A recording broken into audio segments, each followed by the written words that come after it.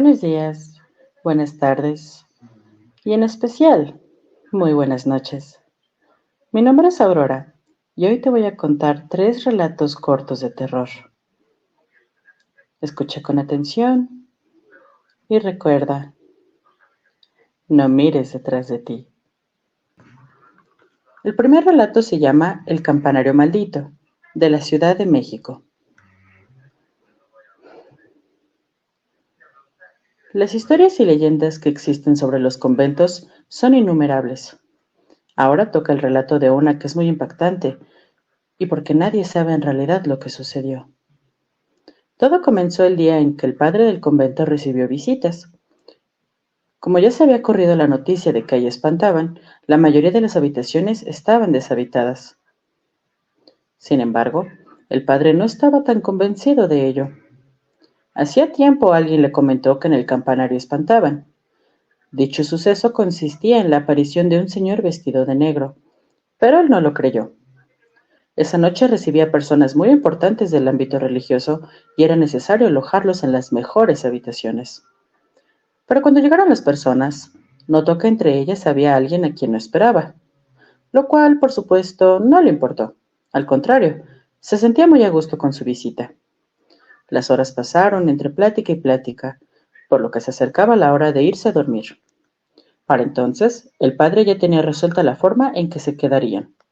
La habitación que él ocupaba se la dejaría a la persona que llegó sin previo aviso, mientras él se dormiría en el campanario.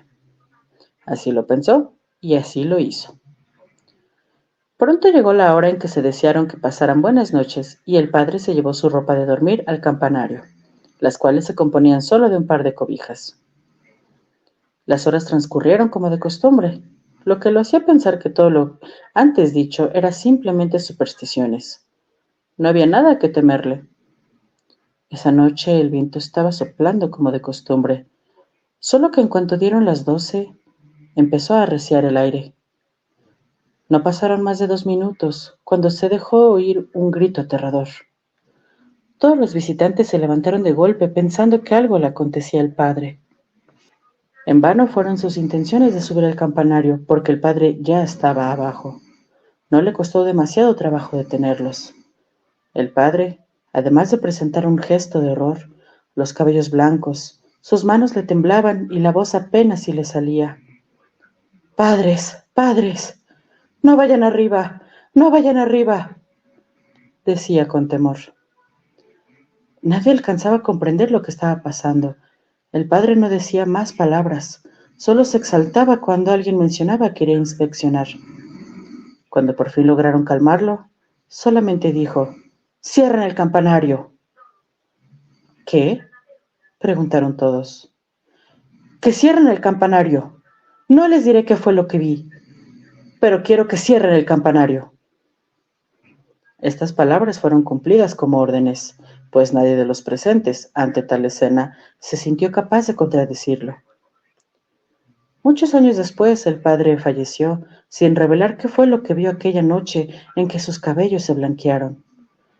Todos los que lo conocían siempre se preguntaron cuál fue la causa de su decisión, el porqué de cerrar el campanario dejando enmudecida la iglesia. Pero nadie, ni con el paso de los años, pudo resolver el misterio.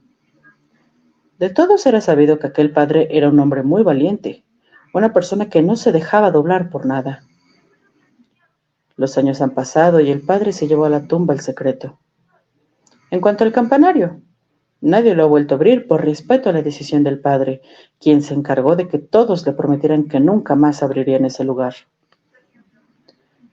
Y bueno, si a ustedes les ha nacido la duda de saber cuál es la iglesia, solo vayan al centro de la Ciudad de México a la hora en que se ofician las misas y descubran cuál es la iglesia que no repica sus campanas. Estoy muy segura que esa es la iglesia que tiene el campanario maldito. El siguiente relato se llama La mujer que se despidió, también de la Ciudad de México. Cuando el segundo conflicto mundial se intensificó, México envió un escuadrón llamado 201 como apoyo para los países que luchaban en contra del nuevo régimen. Como era de suponerse, Todas las personas que conformaban el escuadrón tuvieron que dejar a sus familias, y fue así como pasaron los días. Cierto día en que el escuadrón se encontraba en un campamento, uno de los soldados vio pasar a una mujer. Al principio no le dio importancia, creyendo que se trataba de alguna enfermera, motivo por el cual no hizo caso y se dispuso a dormir. El hombre recuerda que esa misma mujer se apareció 5 noches más, hasta que en una se dio cuenta de que aquella dama tenía algo muy familiar. Aquella mujer se parecía nada más ni nada menos que a su esposa, lo cual era imposible debido a que ella se encontraba a muchos, miles de kilómetros de aquel lugar. Como pensó que estaba alucinando, se tumbó en la cama y no le dio más importancia. A la mañana siguiente el escuadrón fue llamado a incursionar en filas enemigas, donde el soldado en cuestión resultó herido. Esa misma noche, mientras convalecía en una habitación iluminada por velas, las cortinas de su lecho se apartaron de pronto, y su esposa, a quien hacía en casa en la Ciudad de México, apareció ante sus ojos al pie de la cama y se fue con la misma rapidez con la que llegó. Como no había forma de tener contacto con su mujer, el hombre tuvo que esperarse hasta que volvió a México, donde se enteró que su esposa había fallecido justo el día y a la hora en que él la vio postrada en su cama. Lloró muchos días por su ausencia. Al parecer, la dama se había estado despidiendo de él, aunque para muchos de sus amigos lo estaba previniendo de ir a combate, ya que perdió la pierna y el brazo izquierdo. 10 años después el hombre falleció. Al parecer, esta visión fue una de las más significativas de su vida, porque comentaba que en varias ocasiones fue testigo de cosas extrañas, de entre las que siempre destacó la visita de su amada esposa. Esta historia no es muy conocida. No obstante, varios de los familiares del soldado hicieron de ella toda una leyenda digna de contarse. El siguiente relato se llama La leyenda de la calle del Truco, también de la Ciudad de México. La gente que ahí vive asegura que una sombra de varón, vestido a la usanza andaluza, con larga capa, sombrero de ala ancha calado hasta las cejas, de modo que solo deja ver 2 chispas a manera de ojos sobre su rostro pálido y desencajado, se desliza apresurado a lo largo de esta calle cuando el silencio y las sombras de la noche son completas.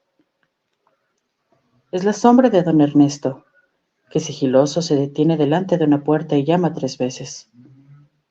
Se oye un chirrido de ultratumba y entra el caballero. Es la casa de juego, a la que solo van los más ricos. Se juega en grande. Primero bolsas repletas de oro, después las fincas, luego las haciendas. Es mal día para don Ernesto. Ha perdido 3 o 4 de sus mejores propiedades. Está nervioso como nunca. La fortuna le ha dado la espalda. Hace un recuento en la mente y advierte que lo ha perdido todo. No todo, amigo. Aún queda algo de valor. Una voz le dijo. ¡Ja! Claro. ¿Qué es? Y va en una jugada por cuanto habéis perdido, en el primer albur. Agrega la primera voz misteriosa. Don Ernesto, ya fuera de sí, exclama. ¿A qué os referís? Decidlo de una vez. Calma, calma, agrega el contrincante. ¡Que tenga vuestra madre! Grita de nuevo el desafortunado caballero. Su adversario se inclina sobre la mesa para musitar unas palabras al oído de don Ernesto. No, por Dios, ella no, grita el perdedor en el colmo de la exaltación. Resolveos, así podréis recuperar vuestras riquezas, finaliza la voz misteriosa. Transcurren unos instantes de lucha en el interior del jugador y al final exclama: ¡Sea pues, a la carta mayor! Su amigo, lentamente, coloca sobre la mesa 2 cartas, una sota de oros y un 6 de espadas. ¡A la sota!, grita don Ernesto temblando de emoción. Se deslizan los naipes fatídicos. 7 de bastos, 3 de oros, caballo de copas, y al final aparece esa carta maldita, el 6. A lo que su amigo dice: perdéis nuevamente. El caballero queda mudo, sin moverse, como desplomado sobre sí mismo. Ha jugado a su bella esposa. Es hombre de palabra y tiene que cumplir. Esa vez, su adversario fue el propio diablo. Por eso don Ernesto no vio ni una sola jugada. Ya es hora de dormir, ¿verdad? Buenas noches.